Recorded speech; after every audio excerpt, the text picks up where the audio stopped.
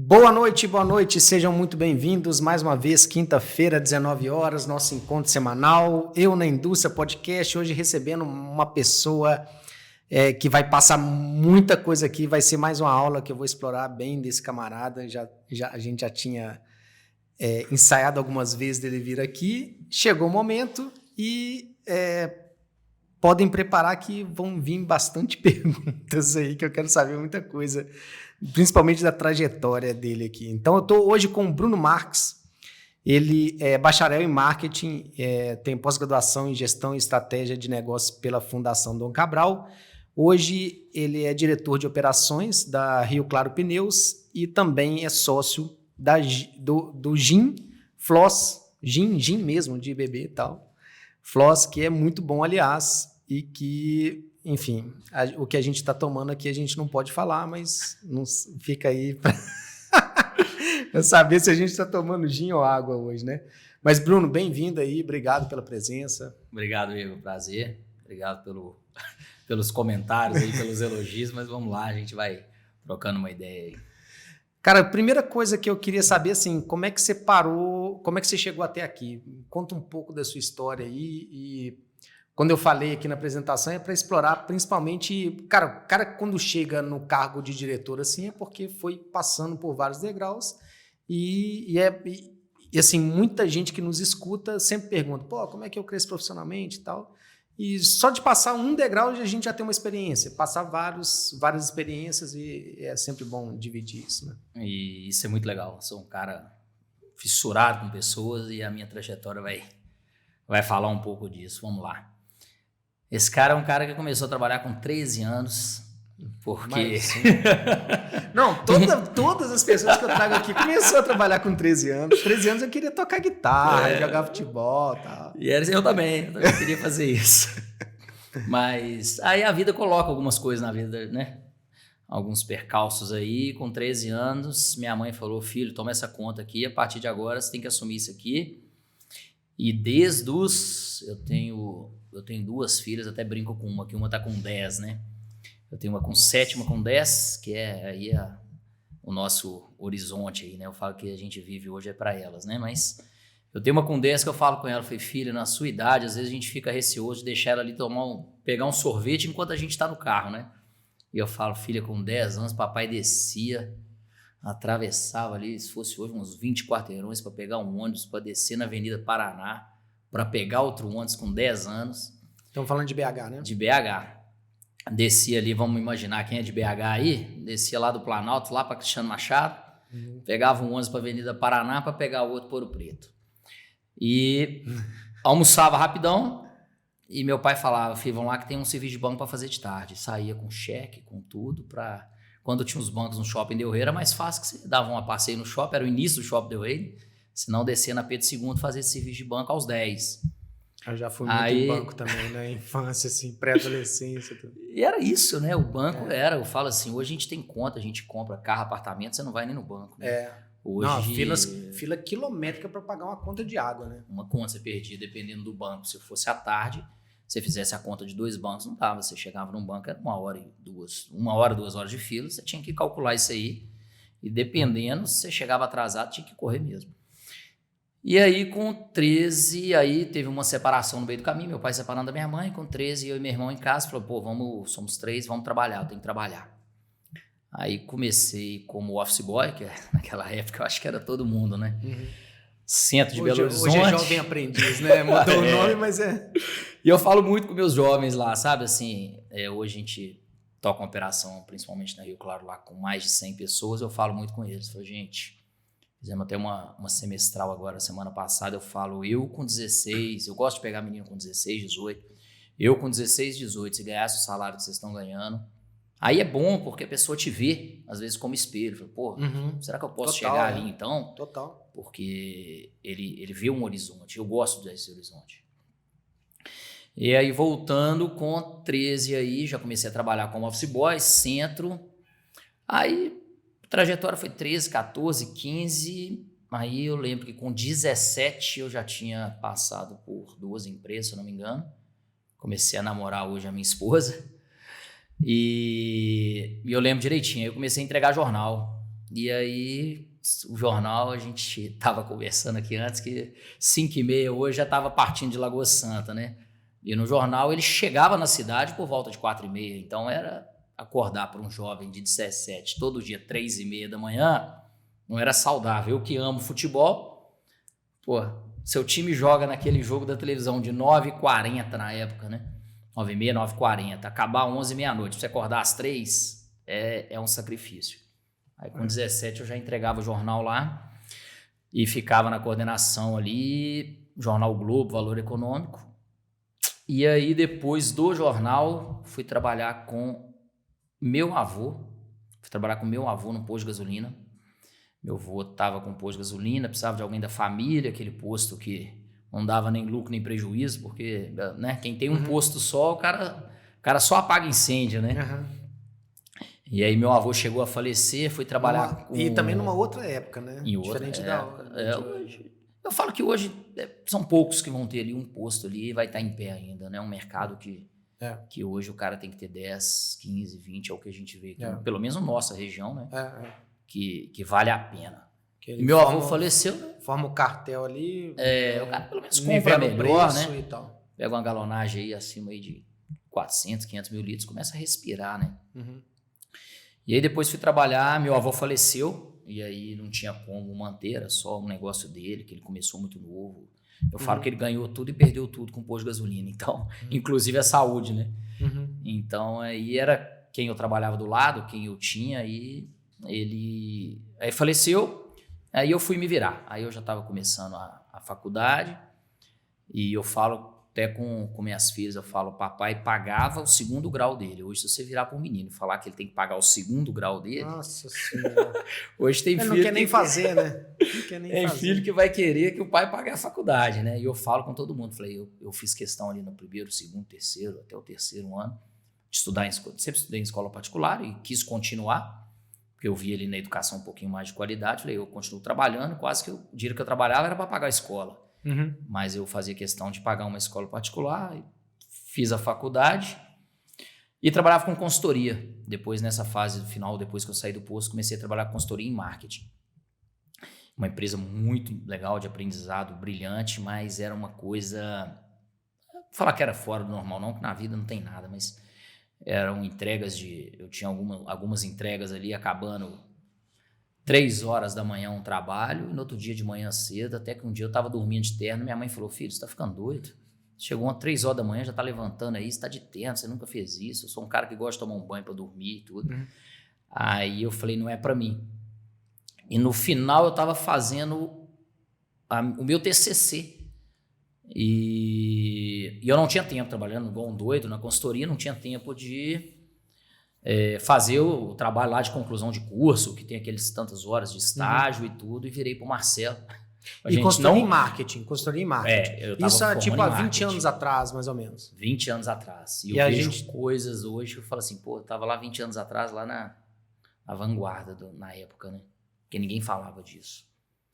Então hoje você vê falando coisas que você aplicava na época? Há anos atrás. Eu falo assim, e hoje todo mundo faz o que a gente fazia lá atrás. Então os clientes eram grandes, era Unimed, Pátio Savassi, Brasil Prev. Então assim, eram as maiores construtoras, né? Por exemplo, viabilidade de grandes empreendimentos, que hoje eu vejo o empreendimento e falo, pô, aquilo ali teve participação, porque aquilo ali eu fui pro campo ver questão, claro, eu tinha outros mentores, pessoas. Era uma empresa que prestava consultoria para essa? Consultoria, Ela ainda existe? Creio que exista, perdi totalmente porque, assim, o contrato. Mudou tanto, eu tô perguntando porque a gente tá nas redes sociais, totalmente diferente, né? Naquela época devia ser, sei lá, outdoor, panfleto, explorar outros, o próprio jornal impresso que você falou, explorar outros meios que, pô, não tinha internet na época. Hoje é engraçado, né? A gente vai numa evolução dessa da internet e não imagina, né? Como que era antigamente sem ter esse poder hoje de uma inteligência artificial que às vezes vai te dar alguma coisa, né? Uma viabilidade, você ia para o campo, você ia fazer uma pesquisa, vai fazer na época uma análise de viabilidade imobiliária, você pegava as referências de imobiliário da região e ia conversar. Pô, me dá um horário seu aí que eu quero conversar com você. Você chegava para conversar, não era do interesse do cara te receber, mas era do seu interesse saber qual que era a demanda da região. O Google de antigamente chamava biblioteca. Eu tinha que ir lá mesmo, pesquisar, senão não tinha outro lugar, né? Eu tinha, e eu falo que a vida é só aprendizado. Então a gente tem que até tentar passar isso para os nossos filhos, né?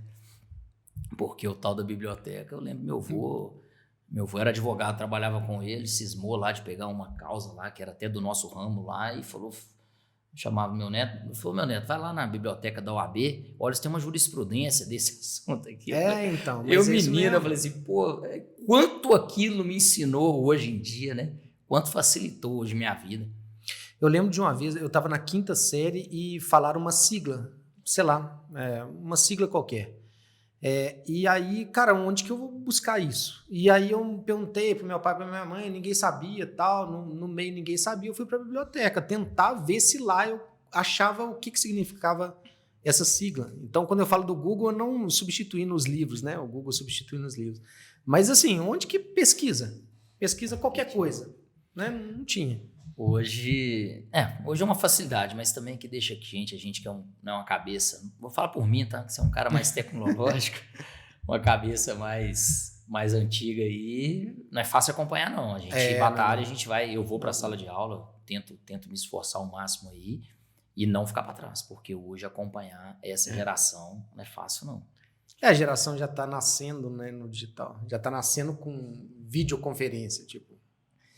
É outra realidade, né? Mas vamos voltar. Aí, voltando, quando eu fui fazer meu trabalho de conclusão de curso, eu trabalhava com consultoria, trabalhando muito e tudo, e o diretor hoje, que até tá saindo por um processo sucessório agora da Rio Claro, era amigo meu particular, eu falei, Marcelo, não consigo fazer as horas todas do meu estágio, mas eu vou me dedicar. Eu preciso fazer o trabalho de conclusão de curso. Eu sei que você tem uma empresa aqui. Na época, Rio Claro tinha 2 lojas.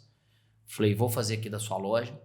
Me fala alguma área que você tá querendo que se desenvolva nessa área de marketing, que eu tenho que fazer um trabalho de conclusão. Vai ser um trabalho legal para você. Eu vou me dedicar, mas eu não consigo ficar vindo aqui. Uhum. Então, eu já implantei lá atrás o modelo híbrido. E hoje a gente está acostumado. Então, lá atrás eu já tava inventando isso para ele. Eu falava, 20 anos atrás, home office.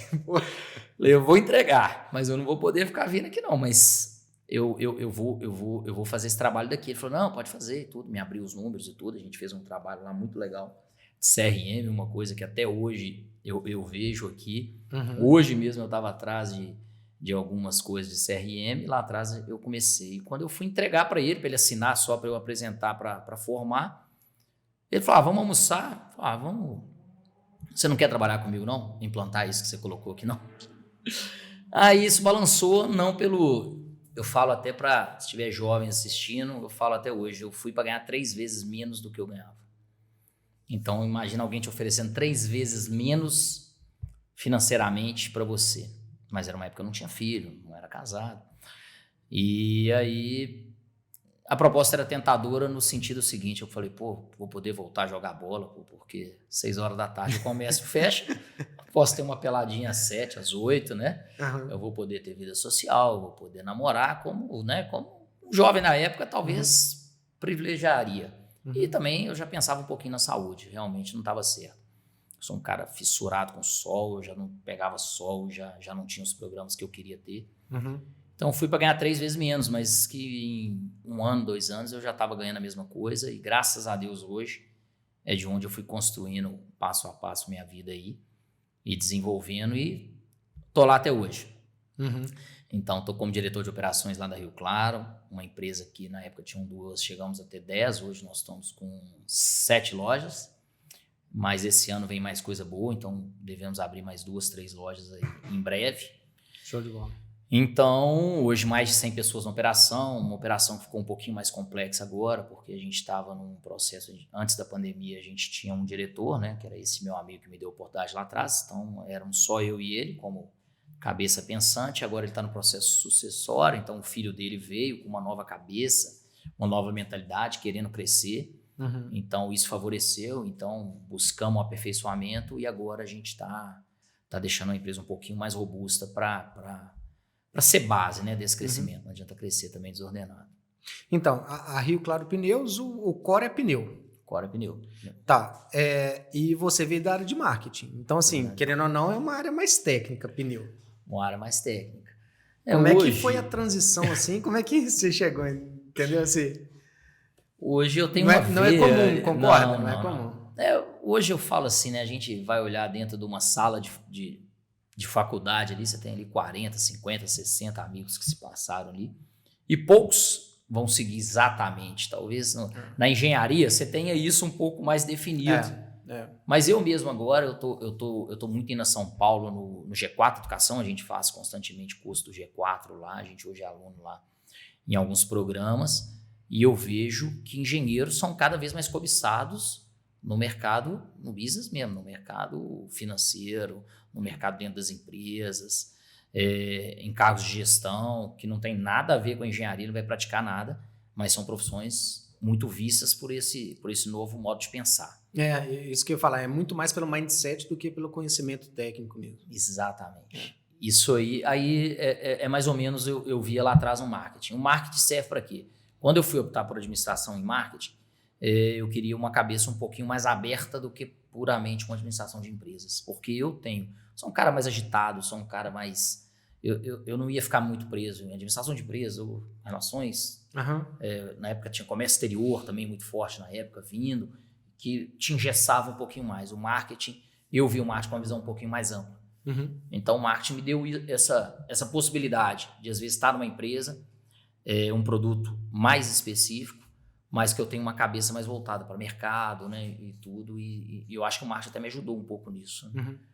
E o marketing que você começou lá no início de CRM já é quase que o comercial, ele está na transição do marketing para o comercial, colocando dois setores hoje, né, distintos. Não, com certeza, o marketing é muito amplo, eu falo assim, hoje você vai entender, né, naquela época, Kotler falava entender para atender, hoje o que mudou disso, né? Pô, se eu não entender meu cliente para atender, se a gente não entender a nossa demanda para atender em qualquer ramo, isso aí é a Bíblia do marketing há quantos anos atrás, né?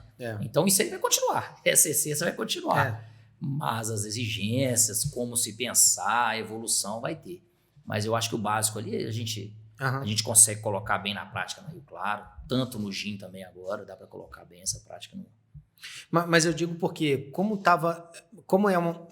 porque assim, desde o marketing mesmo, te descobrir, sei lá, vamos colocar uma Coca-Cola que é, né, o melhor exemplo assim, de marketing, que para todo lugar que você vai tem Coca-Cola. Beleza, esse é um branding ali que está fortalecendo a marca. Dali transformar em venda, aí o CRM já está muito mais para venda do que para descoberta da marca, né? Que é a primeira coisa. Isso te ajudou a ficar mais perto do comercial, que já é uma parte mais de gestão, que está mais né, que gera faturamento para a empresa e tal? Não, com certeza. Hoje, se você não pega uma perna e faz dela aquele caminho para você traçar o objetivo, eu vou pegar um CRM, eu vou traçar ali, eu já consigo entender todo o perfil do meu cliente, eu consigo perceber os seus hábitos, para onde talvez ele vai caminhar e tentar prever um pouquinho. Se você não usar isso a seu favor hoje, já era. Mas eu digo assim, vamos lá, vamos por partes. Você entrou e implementando uma parte do CRM lá e tal, e depois foi para onde? Qual que foi o próximo degrau? Na verdade, ele falou, vem tocar comigo. Aí a gente fez o seguinte, falou, não adianta não, vamos deixar esse CRM um pouquinho de lado aqui.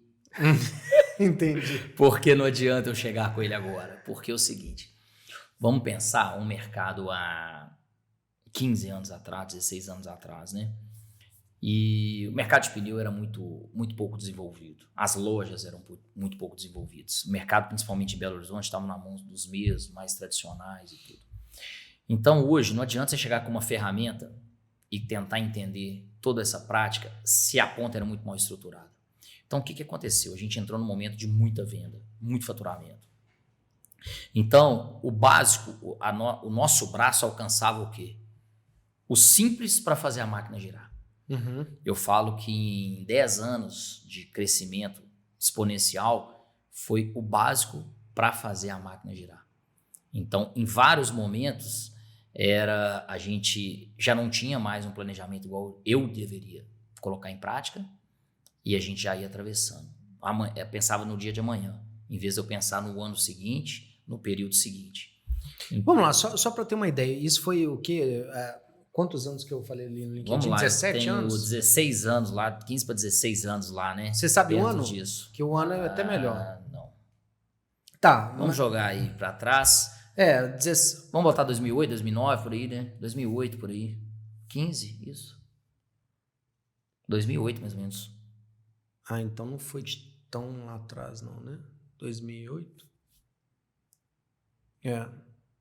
Porque tão atrás, nós estamos ficando velhos. Não, porque eu tava pensando lá no Collor, para você ter uma ideia na minha cabeça, assim, para falar assim, a mudança de carros fez com que o mercado subisse e talvez a demanda de pneus viesse. Não, foi depois. Na verdade, o crescimento foi muito por uma abertura de mercado da época. Na verdade, foi na entrada do pneu remote no Brasil. Teve uma fábrica de pneu remote que teve muito sucesso na época. E com ela, a gente abraçou a causa, a gente era muito corajoso. Então a gente abraçou a causa, por quê? Porque naquela época a gente achava que a demanda teria para aquele pneu, que era seguro, que já estava numa pegada na época, eles lançaram muita propaganda do ecológico, né? E era um pneu que durava, não era um pneu que era descartável, muito barato. E então, vocês faziam essa... Tinha uma fabricação, na verdade a principal fábrica depois, que foi a principal parceira, foi em Curitiba, chamava BS Coe na época, muita gente lembrava, fazia propaganda no Ratinho, também pela proximidade geográfica dele lá com a região dele. E aí o BS Coe estourou, aí realmente a gente ia apagando incêndio o tempo todo. Você que é da área de manutenção, era tudo que a gente não deve fazer, a gente só apagava fogo, a gente já não tinha mais um planejamento, a gente conseguia conter. Mas estava faturando. Exatamente. Então, não tem como lutar contra faturamento. Não isso existe, aí. Mas eu lembro hoje, se eu chegar, eu chego para meus meninos e falo, gente, eu tô vendo esse galpão aqui, quando às vezes a gente, o galpão tá bagunçado, mas tá tudo empilhadinho, bonitinho e tudo. Falei, gente, vocês não tinham ideia, quando chegava duas carretas uma atrás da outra, que não tinha espaço, você ia jogando para cima, porque não cabia, fazia pilha lá de 9 metros, 10 metros, porque não tinha onde botar mais pneu. Mas estava vendendo. Porque a demanda estava vendendo, vamos embora. Então foi uma época de pouco planejamento, mas de muita execução, muito trabalho. Então isso aí, os anos vão passando, a gente não vai vendo, né? A gente não vai percebendo. Principalmente na fase de vida, né? Foi na fase onde que vem casamento. Muitas vezes quando a gente olha para trás que a gente vê o que foi construído, né? Exatamente. Hoje você vê. E hoje, assim, essa fase de organização agora veio agora. Depois, por exemplo, um pouquinho antes da pandemia, a gente se organiza melhor, aí o mercado já se ajustou. E principalmente na pandemia também a gente teve um grande diferencial competitivo, a gente deu uma explodida, o mercado de Belo Horizonte perdeu muito concorrente, muita gente fechando, muita gente não conseguindo ficar no mercado, um mercado que mudou muito. Se eu pegar meus concorrentes principais de quando eu entrei, poucos estão até hoje. Então no mercado que é lucrativo, vamos falar pneu, eu falo... Pneu Ouro Preto para muita... Assim, porque a gente atende frotas, por exemplo. Então, frota, duas coisas que eles querem controlar, que não existe na indústria, basicamente, é pneu e combustível. E eles chamam de pneu de ouro preto, assim. É um controle de desgaste, porque ele se desgasta, ele nunca volta, né? Ele sempre está se desgastando mesmo, é uma curva descendo, sempre descendo. E que, se você tem um controle sobre isso, você consegue levar por mais tempo, com segurança. E também é relacionado à segurança, né? Claro. E eu brinco com minhas filhas. Falei, filha, e nesse meio eu falei ali, esqueci um período ali, quando eu era office boy, um pouco depois eu fui à mesma empresa, tinha uma loja de CD. Então eu trabalhei no Diamond, na inauguração do Diamond, tinha uma loja de CD, então eu trabalhava lá vendendo CD. Legal. E eu brinco com as minhas filhas hoje, né? Quando eu falei que o mercado é bom, não é porque o mercado é excelente, é um mercado de margem baixa, mas eu falo, filha, papai já entregou jornal e já vendeu CD. Você já imaginou hoje se eu dependesse das duas coisas? Então, quando eu falo que o mercado é bom, porque ainda tem, carro pra caramba. Então, hoje... Mas assim, é mercado bom, mas não deixa de ser varejo um pouco, né? É commodity, querendo ou não. Commodity. Você fica lutando com preço o tempo inteiro. E é um desafio gigante isso, né? Hoje brigar por preço é uma guerra complicada. Hoje a gente tem... Eu tenho concorrentes hoje... muito mais desleais que antigamente, né? Hoje, imagino. Né? Eu falo que os meus concorrentes que não existem mais, eles eram mais leais. Talvez por isso saíram até do mercado, porque eles não se adequarem, obviamente, né? Que tem que ser um mercado, é uma margem baixa, uma commodity. A gente briga hoje com a entrada da internet, eu brigo hoje quase que com o mundo todo. É isso que eu ia falar. A globalização hoje é muito mais, né? Eu estava num evento agora, sábado, a gente fez um evento da Ferrari super legal, um clube da Ferrari. É mesmo? E ele é licenciado pela Ferrari da Itália mesmo, então a gente reuniu o pessoal da Ferrari, a gente foi como exclusivo de pneu. E hoje eu falo que a gente concorre internacionalmente, porque eu estava com um pessoal lá que eu não consigo o pneu dele no Brasil, e nem eles. Então é pessoas que são mais esclarecidas que eles mesmos já buscam um jeito de importar. Então eu concorro até com o site que está vendendo lá fora e você consegue importar hoje para o Brasil. E fora isso, você está no mercado nacional que você vai ter a diferença tributária que a gente vê aí, que aí, pô, você vê lá Santa Catarina tem uma vantagem, você vendeu no e-commerce tem vantagem. Então quem está no varejão, sofre. Não é fácil. Hoje a gente só tem produto digital, então é tudo serviço. É um software como serviço, software as a service, né? E para produto físico é tudo mais complicado também, né? Porque você tem a tributação de cada estado varia, ICMS e tal, enfim. Com certeza. Hoje a gente está numa sinuca de bico, né? Onde, por exemplo, quem vende no e-commerce, a gente traz com ICM aqui, a gente paga um ICM de 18%. Quem está no e-commerce com uma vantagem tributária, você não precisa pagar o ICM por completo, teoricamente, vai dar uma diferença aí de 14% a 16% no produto final. Aí o cara fala, pô, o cara te abre o celular, né? Não, aqui, ó, achei muito mais barato na internet. Aí dá vontade de falar, pô, meu amigo, é injusto. É injusto. Entendo. Né? Hoje você ter uma carga tributária aí de 15% mais barato do que você ter que competir preço num produto que te dá margem máxima de 20%. Vocês estão onde hoje? Rio Claro. São 6 lojas em Belo Horizonte, 5 lojas em Belo Horizonte, uma em Contagem e uma em Betim.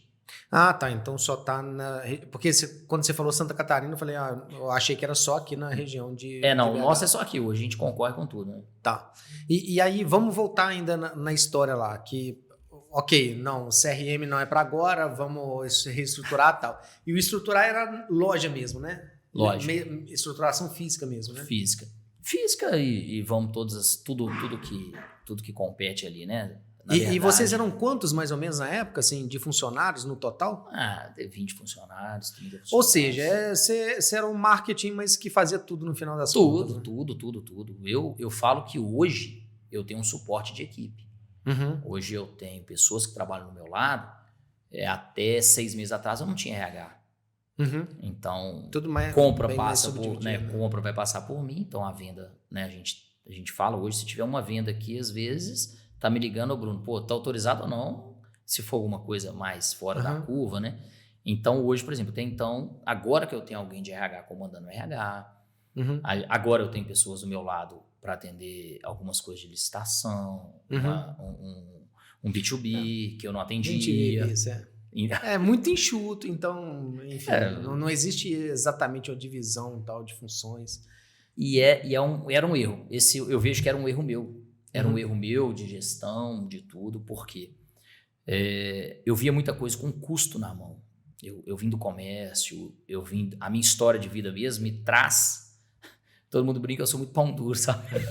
Mas eu falo que tudo tem um porquê, né? A sua história de vida faz você, às vezes, ser mais seguro e tudo, né? Isso eu atingia para a empresa, então eu tinha um custo na mão. A empresa sempre teve um custo muito na mão, porque eu sou assim. Só que, às vezes, o excesso de custo trava investimento. E hoje eu percebo isso. Hoje eu falo, por exemplo, eu podia ter adequado sistemas melhores na época e gastado mais. Então, eu vou ter um sistema de gestão melhor, eu vou ter um sistema de NPS melhor para eu medir. Eu podia ter feito alguns investimentos em sistemas que me dariam um panorama melhor da empresa, uma visualização melhor, um poder de competitividade melhor. A analogia é a mesma, exatamente a mesma para manutenção. Porque assim, quando você vai para a indústria e para uma média empresa, o seu budget já é alto, assim, nós estamos falando de, sei lá, 1 milhão mês. Então não é pouco.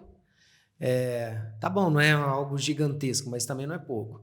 E então você vê muito assim, um trabalho de um jeito, outro trabalho de outro, e tem uns que, nossa, amarra, e o barato que sai caro. Porque na manutenção é cíclica, né? Então aquilo que você faz hoje vai voltar a fazer de novo, e é um ciclo, é um loop infinito.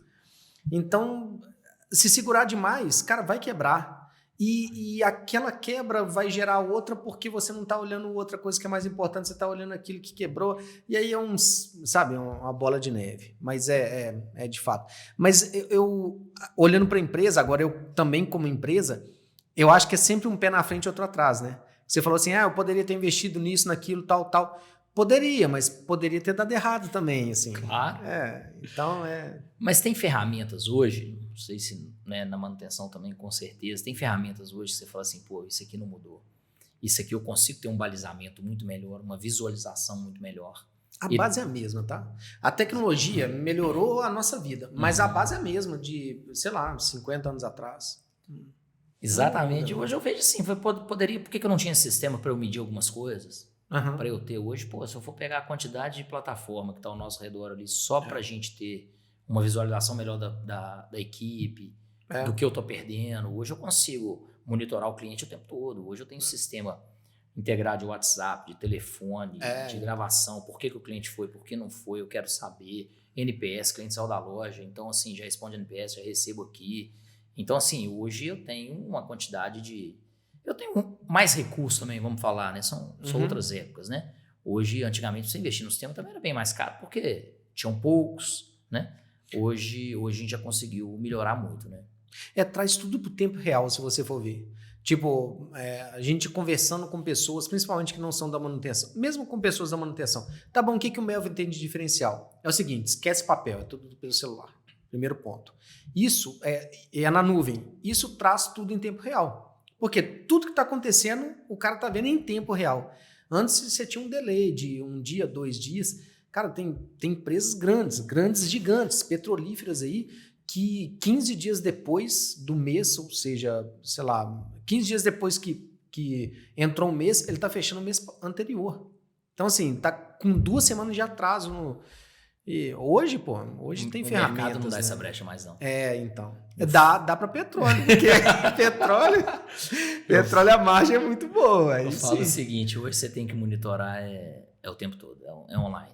Hoje você tem que saber número assim. Hoje eu pego o meu gestor lá de atendimento, eu ligo para ele tem número na mão. Ele tem que ter. E aí? E agendamento, como está hoje, quem está, qual o panorama dos seus funcionários, dos seus liderados ali, como é que a gente está.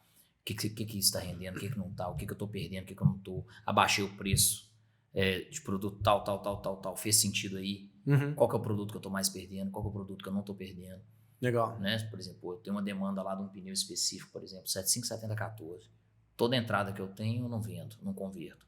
Pô, acende o alerta, eu estou comprando mal, o meu preço está errado, ou o meu concorrente está fazendo loucura. Mas eu tenho que ser direcionado isso. Não adianta eu vir daqui 15 dias. Eu tenho que ver isso agora. Pô. Eu tenho que vender amanhã. Mais uma analogia com a manutenção. A gente tem estoque. É uma loja lá dentro. A gente tem estoque. Se aquilo que a gente compra fica parado lá e não tem vazão, a não ser que, no nosso caso, a não ser que seja um componente bastante estratégico para a empresa, que se quebrar, eu pararia 6 meses a empresa, sei lá. Tá vindo da Europa, leva muito tempo, tal, para chegar. Aí é outra coisa. Mas também, as analogias vão casando, né? Mas assim, o que me colocou um ponto de interrogação na sua história você entrou como marketing e depois foi para... E querendo ou não, você vai precisar de conhecimento técnico também. Então, na verdade, é porque entrou como marketing, mas não foi nada como marketing, né? Entrou fazendo tudo e aí foi ali dentro crescendo, né? Aquilo ali, a minha apresentação de TCC, eu fui ver muito tempo depois que... Hoje, mas talvez... implementou? Mas implementou? Partes. Eu falar hoje, se eu pegar na essência, você me deu uma boa curiosidade. Eu vou abrir ele lá e vou ver quanto tempo eu demorei para pegar para sugar o conteúdo ali mais estratégico ali. Mas com certeza não pode parar, né? A gente o tempo todo fez, mas eu não posso falar.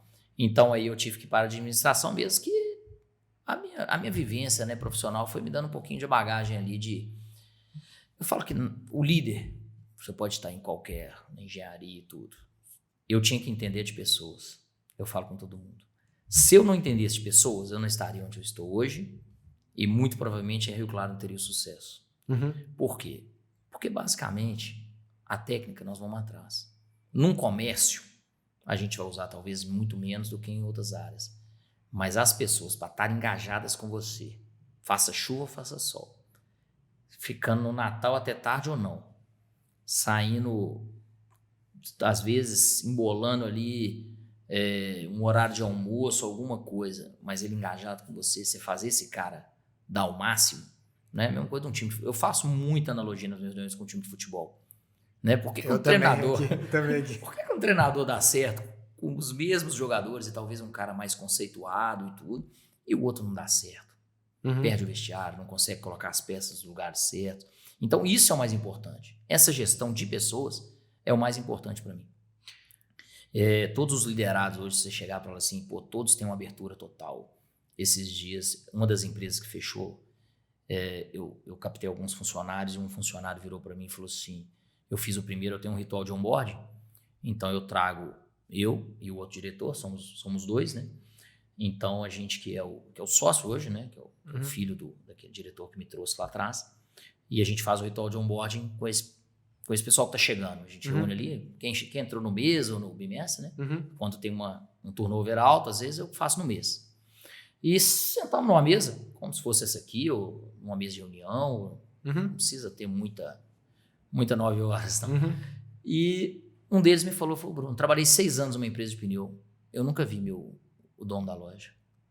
Ele fala um dono, né? Nunca vi o dono da loja. O meu supervisor, eu encontrei com ele, eu acho que uma vez que eu fui pegar um pneu na matriz. Então, uma empresa dessa, gente, a probabilidade de não dar certo é grande. Pô, cara, você tem que ter um contato com a base, você tem que saber, tem que ver os anseios do cara, o cara tem que se sentir prestigiado. Então, hoje eu tenho um contato muito direto com todo mundo. Pode ser qualquer funcionário da empresa, dos 100. Todos eu conheço, todos eu sei o nome, todos eu converso. E muito provavelmente eu sei alguma história de vida particular deles. Fulano é assim, fulano mora ali, fulano mora assado, tem filho, não tem filho vai nascer, tem algum problema com o pai, com a mãe. Eu procuro, eu entro nessa esfera um pouco mais humana, porque assim eu acho que eu consigo ser um gestor melhor. Sabe? Então, você entrou num assunto que eu gostaria de explorar bem, de liderança. Quando que você descobriu isso, assim, que você gostava? E teve alguma coisa lá no início, assim, nas suas primeiras experiências como líder formal, tá? Não de... Às vezes você descobriu na informalidade ali, que já era líder, mas quando a corda puxou, teve alguma coisa que te ajudou? Sei lá, livro, curso, qualquer conhecimento fora. Porque é difícil, né, estudar comportamento humano. Estudar de máquina é o que você falou, tem conhecimento, você vai lá, aprende e tal. O ser humano não é assim, né? Hoje, eu falo assim, tem um cara que eu sempre, quando eu podia ler, ver, que tive há 3 meses atrás a oportunidade de conhecer e conversar e trocamos muita ideia, que é o Bernardinho. Nossa, o nome que veio na minha cabeça, eu falei assim, será que eu falo antes para tentar descobrir? Você acredita? O Bernardinho é sensacional. Agora, e coincidentemente, eu falei que as coisas são assim, né? Eu fiz um curso, ele estava no curso e tudo, teve um coffee break e eram poucas pessoas e a gente acabou ficando próximo. E ele citou um restaurante que ele é sócio, chama Delírio Tropical. E eu falei, Bernardinho, você acredita que você citou lá que você era sócio? Eu cheguei em São Paulo, o check-in, eu não podia fazer o check-in do hotel e tal, fui almoçar no shopping da frente e eu almocei nesse restaurante. E você acredita que me chamou a atenção algumas coisas? E comecei a pontuar o que me chamou a atenção. Por quê? A gente tem uma vivência de marketing. Falei, me chamou a atenção que na hora que eu cheguei, um senhor parecia ser dono também. E ele falou, nós sempre temos um sócio local, provavelmente é ele mesmo. Então ele é sócio da empresa, tem sócio local. Ele falou assim, não, eu tenho sócio local e devia ser ele mesmo. Eu falei, achei interessante a exposição, como é que estava dos pratos, eu achei que tal, ele me explicou tudo, eu nunca tinha visto. É um modelo que em Belo Horizonte eu nunca vi, de restaurante. E comecei a conversar muito com ele. E nisso foi desencadeando outros assuntos. E aquilo ficou na minha cabeça. Eu falei assim, eu me espelhei tanto no cara. E o cara ali escutando um feedback que eu estou dando dentro da minha experiência, porque ele é um cara de pessoas e hoje é um baita empresário. Né? Mas ele é um cara de pessoas. E talvez a minha vivência de mercado, e eu quero aprender de pessoas, ao ser líder. E assim, e por que veio tão fácil na cabeça? Porque tudo que eu tinha dele, de leitura, de acompanhamento, eu presenciei, né, conhecendo a fundo as empresas, o que ele toca, como foi as equipes, os conflitos que ele teve em cada seleção, em cada jogo, em cada final ali, de forma particular, sabendo do que aconteceu, aí você fica muito mais fã, né? Vamos falar, pode ser um fã, né? Nesse mercado de pessoas, nessa gestão. E na vida também a gente vai tendo algumas pessoas que vão chamando a atenção. Eu falo que meus líderes negativos já me ensinaram mais que os positivos. Tem isso também. Eu, quando era office boy, eu já tive chefe meu que me pediu para levar um pão, eu lembro disso até hoje. Pediu pra pegar um pão, eu como office boy, fui lá e peguei um pão para ele chegou e falou, tem manteiga não? Jogou no chão. E jogou desse jeito aqui. Eu falei assim, caramba, eu fui lá pegar. Ele ficou tão sem graça, falou, não precisa pegar não. Aí no outro dia ele veio falar comigo, como se nada tivesse acontecido, me pedindo uma outra coisa. Eu falei, esse cara deve ser doido, pô. Eu não estava acostumado com isso, assim. Eu já trabalhei em muitas coisas assim, mas eu sou um cara que sempre estudei, eu não sou um cara que está acostumado com esse tipo de tratamento. Então aquilo me tocou. Eu falei assim, esse é o modelo que eu não quero. Então os meus líderes negativos me ensinaram, às vezes, mais do que os positivos.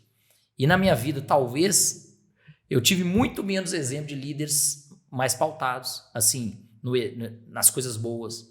Então isso aí, os líderes negativos me ajudaram a chegar. E hoje quem me ajuda muito, eu tenho um amigo que, Leandro Figueiredo, pô, o cara é sensacional. Hoje ele, conheci o cara do nada, hoje ele tem até algumas mentorias e tudo. E é um cara que eu gosto demais de acompanhar também. Se falar um outro cara que eu hoje gosto de acompanhar, é ele. Não, mas você falou um negócio aí animal, viu? Porque de fato eu nunca tinha parado para pensar nisso. Os modelos que eu não queria seguir, eles me ajudaram bastante também. Vira e mexe eu penso em fazer o contrário daquilo, né? E hoje, se a gente pensar isso, pô. Aquilo que você não quer vai te pautar. Talvez ele vai deixar ali, ele vai ser o guarda-reio. Falou, pô, esse limite aqui eu não vou deixar ir pra cá, porque isso eu não quero como gestor, né? Eu quero líder hoje. Na minha vida, vamos falar de 100 funcionários, eu já mandei quantas pessoas embora? 300, 400, 500, nem sei. Folha de papel de decisão deve ter desse bolo aqui. Eu duvido que tenha 1% que vai falar mal de mim. E você tem liderança na sua equipe também? Tenho líderes no meu equipe. Então, abaixo de mim hoje eu formo líderes. Então, liderar líderes também é diferente, né? É um desafio. Hoje Porque é diferente, bem diferente da liderança direta, né? E hoje eu tive que aprender também. Esse meu contato direto, vamos falar com o chão de fábrica, às vezes eu não estava sendo um bom gestor para o meu líder. Eu passava dele. Eu tinha acesso fácil.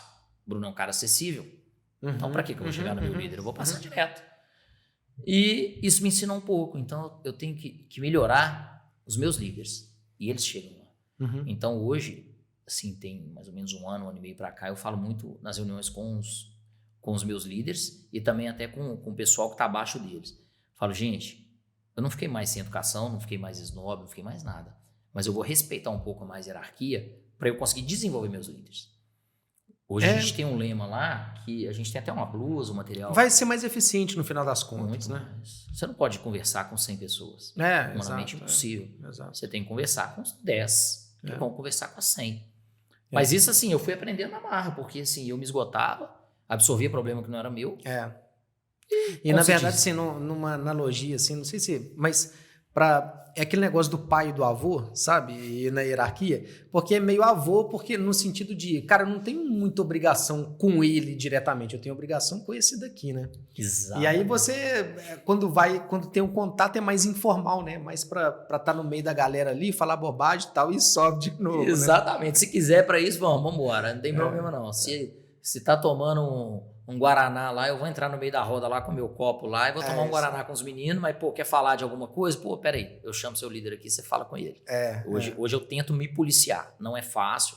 Qualquer mudança é difícil, né? Mas não é fácil, mas isso tá fazendo com que a empresa desenvolva melhor e eu tenha mais papel estratégico, não tático, né? Nem tático, nem operacional. Eu tenho que ter um papel mais estratégico, porque a empresa vai depender de mim de forma estratégica, não de forma tática operacional. Né? Que são funções diferentes. Exatamente.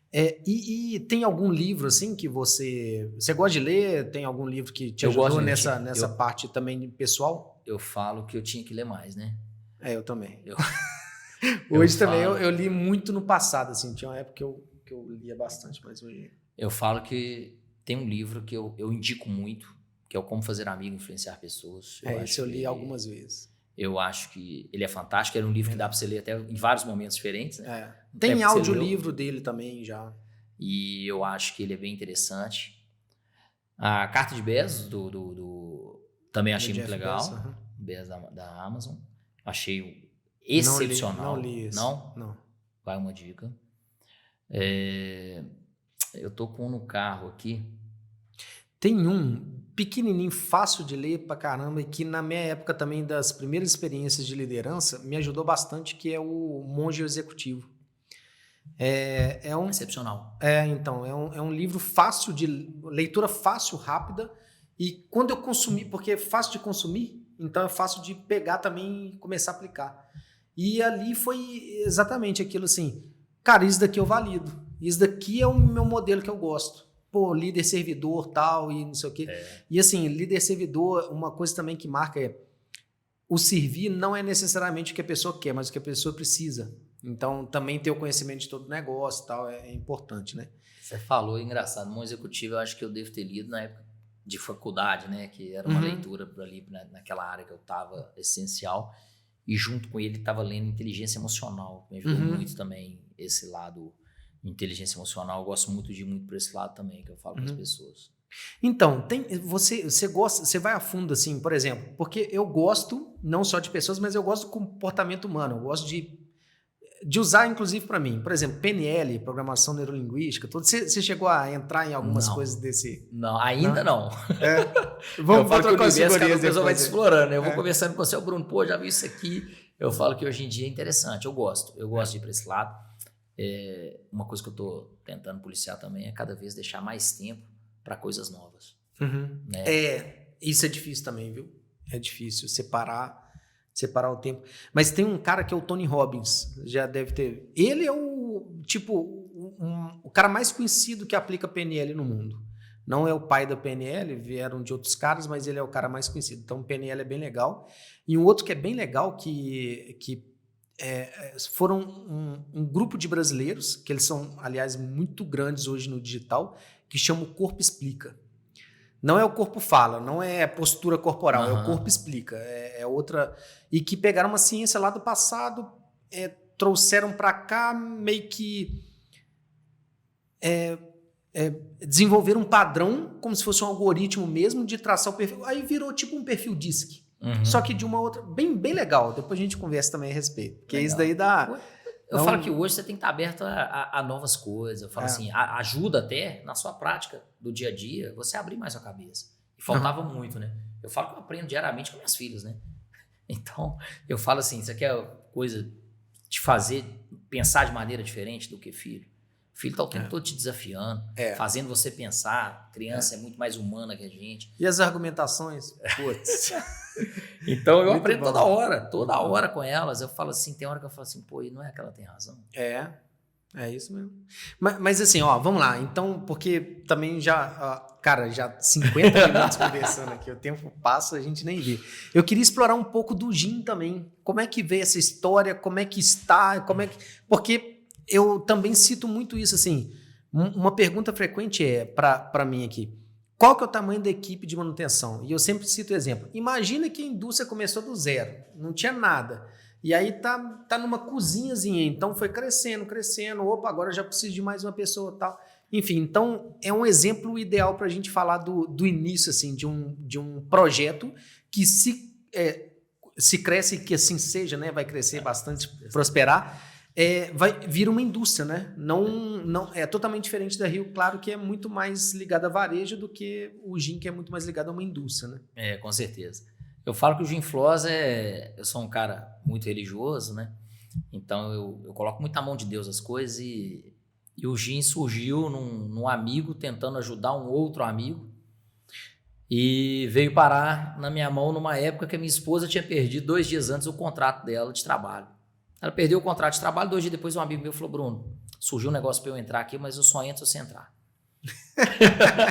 Você conhece muita gente, você é um cara de mercado e tal. E eu virei para ele e falei, pô... Só entro se minha esposa entrar. Não, eu falei, pô, eu tô sem tempo. Você imagina, nós estamos falando que eu tô tentando arrumar um tempo para fazer coisas novas e tudo. Você fala, pô, mas você vai botar uma empresa já no seu radar aí, debaixo da sua asa de novo e tudo. Mas aí me deu um estralo, que realmente é uma coisa... E eu tinha conversado com a minha filha, não tinha 4 dias, não tinha uma semana.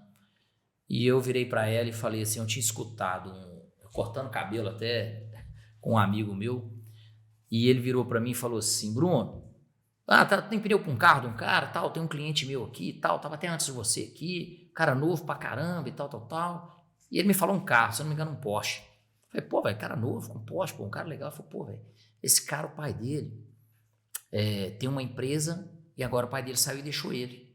Só que a empresa é redonda. Aquele negócio ficou na minha cabeça. Cheguei em casa, eu lembro que eu tava no sofá da minha sala, tava assistindo, minha filha gosta de assistir jogo comigo, aí eu tava assistindo. Do Cruzeiro, né? Não. Nem Cruzeiro lá, não. Se você falar com ela é pior do que falar comigo. A gente assistiu o jogo do Galo e eu falei assim, filha, com o que você quer mexer? Papai quer montar uma empresa para você. Ela virou assim e falou, papai, eu tenho 9 anos. Eu tenho 9 anos, você quer montar uma empresa para mim? Eu falei, filha, você tem 9, eu quero montar uma empresa hoje que quando você tiver 18, ela vai estar maior. Se eu montar uma empresa com 18, ela não vai suprir sua necessidade com 18, mas se você entrar com 18 e a empresa estiver rodando, às vezes já faturando, é outra coisa. Aí eu pensei em várias coisas, peguei em franquia, pensei em um monte de coisa. E comecei a viajar. Que eu fiz essa pergunta para minha filha, né? Que ela não ia falar manutenção nunca, né? Tudo bem. Você vai ter que ir trazendo ela para manutenção, ela vai gostando. E aí fiquei com isso na minha cabeça. E aí logo depois o negócio da minha esposa, e logo depois esse amigo meu me fala, e eu já tinha pensado em loja de colchão, eu tive em São Paulo uma feira de pneu, e a feira do lado era de franchise, que era a maior do Brasil, da BF lá e tudo, e pô, fiz contato pra caramba, eu falo que até hoje eu recebo, né, você vai bipando o crachá lá, até hoje eles estão me oferecendo franquia. Já aconteceu isso comigo também. Aí eu li algumas franquias interessantes lá e tudo, e aí surge o negócio do gin. Um amigo meu, Bruno, só entra se você entrar. Eu falei, pô, minha esposa vai ter uma hora legal para tocar, porque agora ela tá sem um contrato. Ela consegue dedicar. Porque entrar no negócio sem dedicação não dá. E eu falei, tá aí. É muito melhor o investimento do que uma franquia. É um negócio que eu acredito ser mais promissor. E comecei a entender do negócio e vi que o produto era de extrema qualidade. É porque também, assim, a franquia, ela tem uma grande vantagem porque tem tudo já padronizado. Mas nós que somos da gestão, pô, é isso que a gente tem de melhor. Exato. Então, assim... Ele vai me podar onde que eu quero crescer. Exatamente. E eu vejo a franquia como um teto, né? A franquia você não vai escalar tão rápido. Nem vai escalar, né? Você vai só se você mais. for franqueador, né? E não você franqueado. Pega um modelo, né? E tudo. Mas eu sempre ia bater num teto. E o gin ia misturar algumas coisas que eu gosto. Eu gosto de evento. Eu acho que evento é um negócio que eu gosto. Tem tinto para evento. Pô, eu falei, muito melhor que franquia. Eu vi aquilo com um potencial muito melhor. E quando eu conheci a marca estava pronta. Já tinha um produto que é de extrema qualidade. Todo mundo que eu converso, assim, ele é muito bem recomendado por especialista. Pô, eu fiz alguns testes à cega. Porra, muito bem representado. Então, vou te falar um negócio. Que a gente fez testes à cega também. Isso daí não tinha falado isso. Uma vez com, enfim, amigos em comum aqui. E a gente pegou o top aí, que falam que é o top do mercado, tal, garrafa, sei lá quanto. E colocou o seu e misturou os copos. E, cara... Teve gente que acertou, teve gente que errou, porque 50% de probabilidade de acertar. Né? Exatamente. Teve gente que acertou, teve gente que errou, assim. Então, para mostrar que não tem... Não tem. Hoje, de qualidade, a gente não perde. Hoje, assim, dificilmente a gente vai perder para um gin. Principalmente esses produzidos em larga escala. Né? Nós vamos pegar um processo produtivo. E foram as pessoas só chutaram depois que provaram, porque sentiram o cheiro de um de outro exatamente o mesmo. Cara, não é o mesmo. Não, você encheu com a mesma garrafa e tá me enganando, tal. Não, é a mesma coisa. Hoje, assim, o processo nosso é muito legal. O gin, aí quando eu fiquei sabendo que o gin, o produto era muito bom, experimentei, fiz algum teste e tudo, falei, pô, eu tô vendo esse negócio com melhor potencial. Então, hoje é um gin que a gente terceiriza a produção. Hoje eu tenho um parceiro que montou agora uma destilaria para fazer esse tipo de trabalho, eu fiz com ele, estamos engajados junto lá. Mas já com um plano, quando você falou assim de estrutura... Então, isso já começa a vir na minha cabeça. A gente já está em contato com o fabricante do destilador, a gente esteve lá agora há pouco tempo. Então, a gente já está com essa... Do equipamento. Do equipamento. É um equipamento que eu preciso de um operador. Você está falando hoje, primeiro momento, eu preciso de um operador. É um equipamento muito fácil de você operar. Eu tenho um dos sócios, esse meu sócio, nós somos 3 sócios, né? O que me chamou hoje é o cara da produção, um cara extremamente deslumbrado com bebida, é o que entende, é o que faz questão da produção. Então, mesmo terceirizando, não passo receita para ninguém, receita é só nosso, ninguém tem acesso. Nós somos 3 sócios, somos 3 casais, né? Então, somos 6 pessoas que sabemos da receita só. E ele é extremamente cuidadoso com isso. Então, hoje, a gente trazendo essa destilaria, hoje o processo de destilaria ele é muito automatizado. A parte de engarrafamento você já consegue automatizar. Então, hoje eu teria um operador que a gente chama do mestre destileiro, junto com esse meu sócio, que daria conta de um processo produtivo aí de um destilador aí de 500 litros, com a capacidade super tranquila para suportar essa venda regional, que a gente opta hoje por uma venda mais regional, né? Você tem ideia de quantas garrafas por hora, quantas garrafas por dia, sei lá, num destilador desse? Eu falo assim, a diferença do nosso gin tá aí, né? Hoje você tem vários gins no mercado que com 20 minutos você tá pronto o gin. 1 hora. O meu gin eu não consigo produzir antes de 6 dias. Eu tenho período de maceração. Hoje eu tenho um processo produtivo, eu tenho um processo de padronização. Então, assim, ele tem uma destilação que passa por todos os pratos. Assim, eu tenho 5 pratos ali que ele passa para destilar. Então, assim, não é um processo rápido.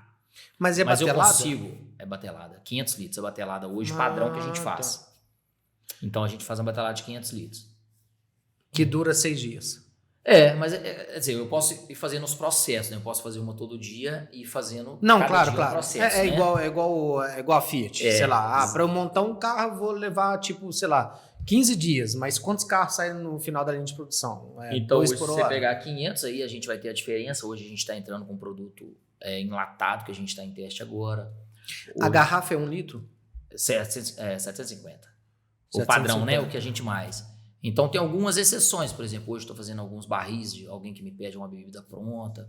Então, tem gin que eu já mando para fazer. Eu já tenho alguma coisa de lata que a gente já está desenvolvendo agora. Então, essas últimas produções todas, a gente já enlatou uma parte para fazer alguns testes e alguns parceiros já começar a testar para a gente.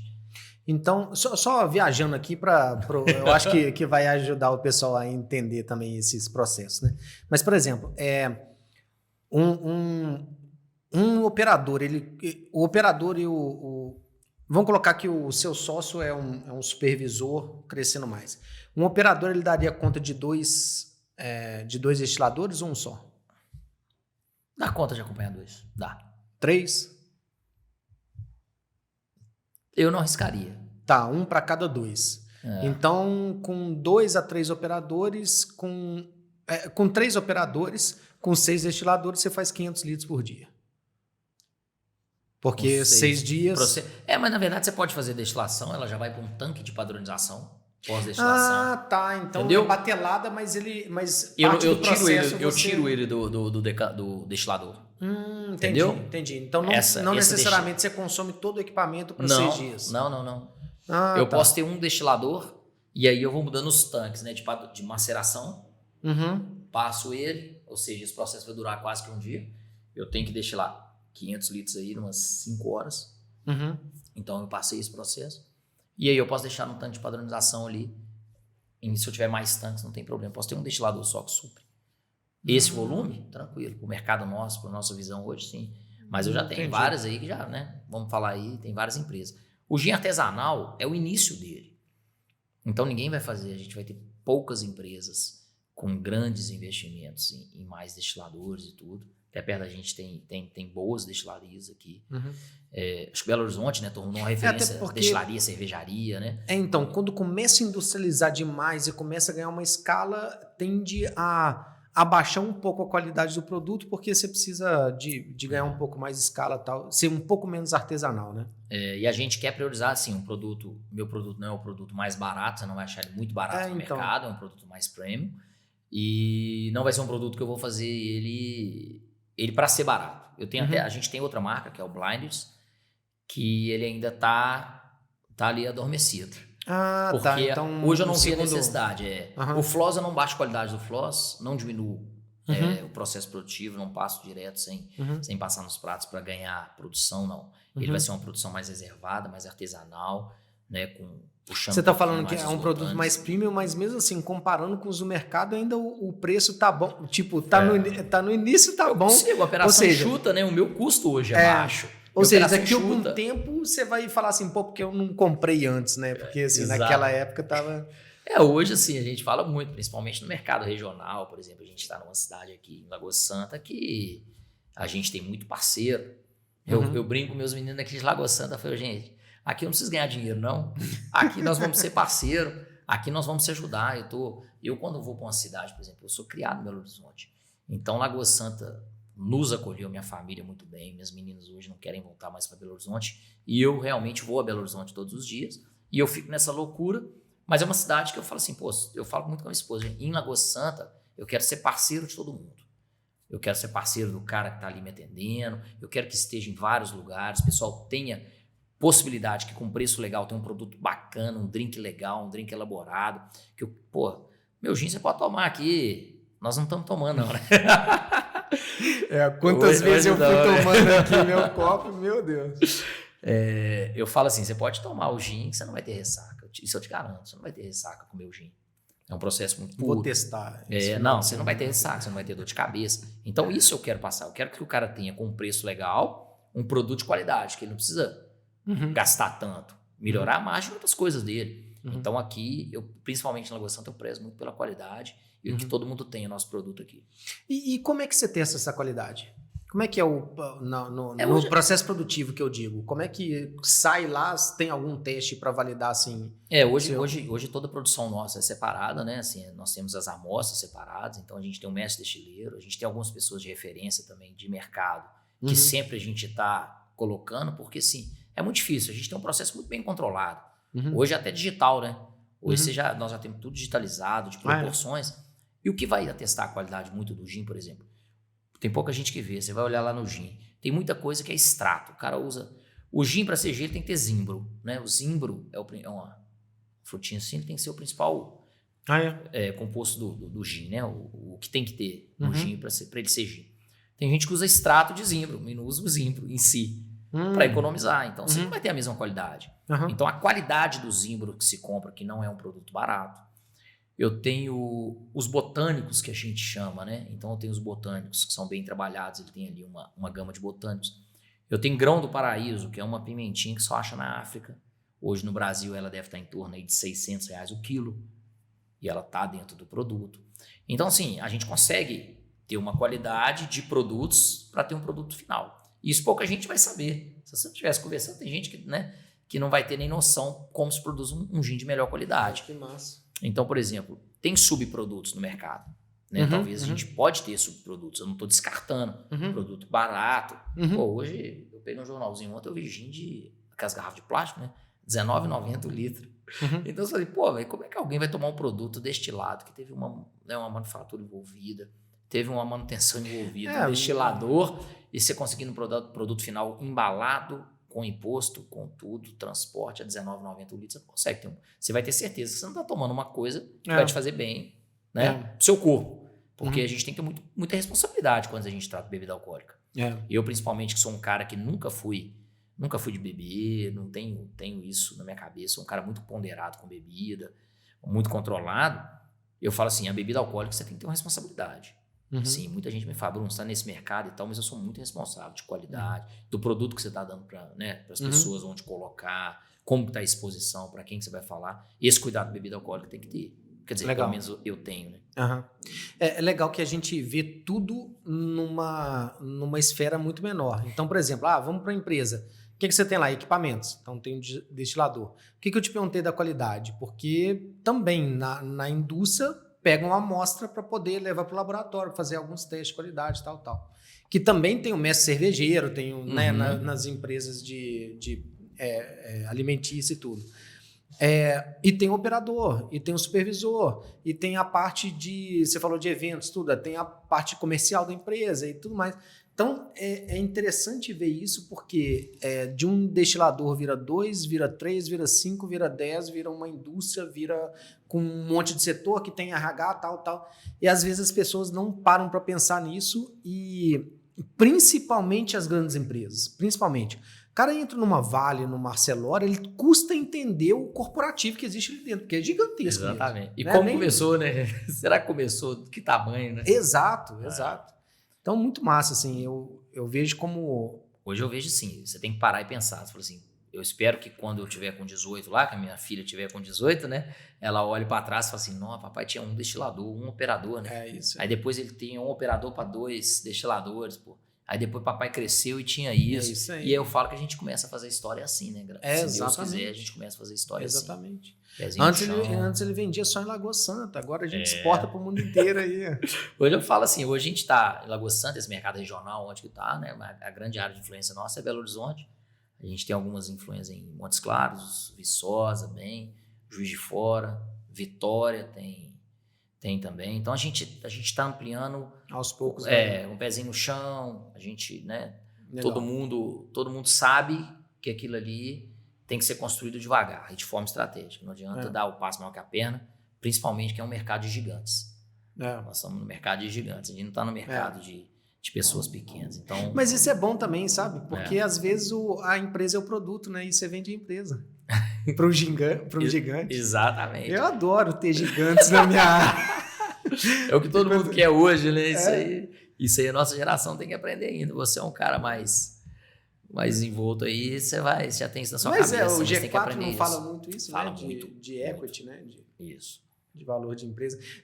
Mais uma vez, levando para analogia, assim, eu lembro de um amigaço meu, que ficou muito tempo na Vale e que, desde o início, assim, ele já comprava ação da própria Vale e tinha vários programas também de incentivo que ele entrava em todos. Então, assim, vestia camisa e comprava ações e, querendo ou não, é parte da empresa ali que depois ele vai vender, né? E ele tá vendo, né? É? E sem fazer parte. Eu acho que esse modelo é interessante. É. Eu sou muito a favor. É. Eu falo assim, eu sou muito a favor, por exemplo, você tem um funcionário altamente motivado, faz um plano para ele ser sócio daqui a pouco. Hoje faz parte, hoje é isso. Isso aí o G4 fala muito isso também, né? Então a gente tem que estar muito atento quem está com a gente, se é realmente o caminho que a pessoa quer, se abraça a causa, vê um horizonte aí, vamos botar um planejamento. Bruno, a gente teria conversa para mais 3 dias aqui, muito bom, aprendi bastante hoje, muito mesmo. Parabéns aí por toda a sua trajetória, não deve ter sido fácil, mas eu acho que assim, é o segredo, né? Vou citar o Bernardinho de novo, eu vi há pouco tempo um corte de um vídeo dele, inclusive num podcast, ele falando assim que foi com a seleção brasileira de vôlei para Holanda e estava tendo um feriado exatamente no dia que eles chegaram lá e todo mundo, beleza, feriado, e assim, não abriu o ginásio, beleza, dia de folga. E ele ficou quieto na dele. Ele chegou lá, olhou, tal, tem um estacionamento aqui, tal, piso lisinho, não sei o quê. Pessoal, é o seguinte, vamos treinar no estacionamento. Que aí a primeira coisa é, galera, é reclamação. E o jeito dele de falar é engraçado, né? Aí vem mimimi, não quero nem saber, vai treinar. Por quê? Aí ele falou, por quê? Fazia diferença, talvez não para aquele jogo e tal, mas é o seguinte, na final, eu queria que todo mundo pensasse o seguinte, aquele dia a gente poderia ter treinado, a gente foi para Gandaia, assim, dia livre. Não, a gente fez todo o possível, né, para que a coisa acontecesse. Para estar preparado. Né? E o que eu vejo muito hoje? Muitas pessoas às vezes chegam e falam assim, Igor, você é inteligente pra caramba. Cara, na boa, se for ver, pelo menos a minha concepção de inteligência, eu tô na média ali. Não sou burrão, mas também não me considero. Mas eu tô sempre remando. Então essa consistência, essa disciplina, esse olhar para frente, estufar o peito independente do que vir. Então quando você conta a história, com certeza passa um filme na sua cabeça aí, né? Claro. E eu acho que nada resiste mais do que essa persistência, né? Essa perseverança tem o conceito do antifrágil também, né? Você cai e não levanta, não. Você levanta mais forte ainda, né? Então, acho que isso, para mim, é o segredo não só do sucesso na escadinha da Rio Claro, mas também no sucesso aí do Gin, com certeza. E fala aí, o Gin, como é que é? Qual que é o nome? Onde que encontra? Como é que eu compro isso? Enfim. Pode entrar no site lá, ginfloss.com.br, e lá você vai ter os caminhos lá, ou no Instagram também, Ginfloss, que aí vai ter lá os pontos de venda. Floss, F-L-O-S. Ginfloss. E aí, quem tá aí, região da Pampulha, tem várias casas aí com evento que tá com o gin nosso aqui. Lagoa Santa tem um pessoal. Lagoa Santa é quase que onde que você for aí, você vai encontrar. Graças a Deus, o pessoal é muito parceiro. Tem que agradecer a cidade por ter acolhido tanto, né? Não, onde eu vou, eu encontro o gin e te encontro com a camisa do gin. Né? Hoje a gente tem que andar na cidade. Eu falo que tem que viver a cidade. Eu falo muito isso. Hoje eu mudo meus hábitos para cá justamente para tentar sentir essa cidade. Aqui é diferente. Eu não pretendo sair daqui também. E do lado do aeroporto, tá perto do mundo, né? Fácil, né? É fácil. Se precisar de BH, 20 minutos ali. Não no horário de pico, né? Horário de pico todo dia. Não precisa sair 5 da manhã. obra na Pampulha, gastando 1h30, 1h40, mas é isso aí. Eu falo que isso aí que faz a gente ficar cada dia mais forte, né? É isso. E a gente tem que aprender todo dia. Igual você falou, a gente não pode parar de buscar. Eu podia... vamos parar, vamos diminuir. Não, pô, a gente tem que acelerar. Acelerar cada vez mais, porque se a gente cochilar, vão passar por cima e a gente vai perdendo essa garra. Enquanto a gente tiver essa garra, tem gente que fala, não, Bruno, você inquieta demais, você já sai, você chega e já quer sair. Falei, não, eu funciono assim. Não tem jeito de funcionar do outro jeito. Mas é isso mesmo. E você ainda torce pro Atlético, é isso. Aí é mais doido ainda, Sacanagem. Né? Beleza, Bruno, valeu, obrigado mais uma vez. Obrigado pelo convite, sucesso para vocês. Opa, que assim seja, vamos perseverar junto aí. Quando tiver indústria já num portezinho aí, conta com a gente também, que a gente vai com o Melvin lá para controlar os equipamentos. Eu vou desde o início. Ótimo. Pessoal, então até terça-feira com a próxima aula gratuita aí de gestão de manutenção, e quinta-feira que vem a gente tem mais um bate-papo aqui nessa mesa. Valeu, um abraço.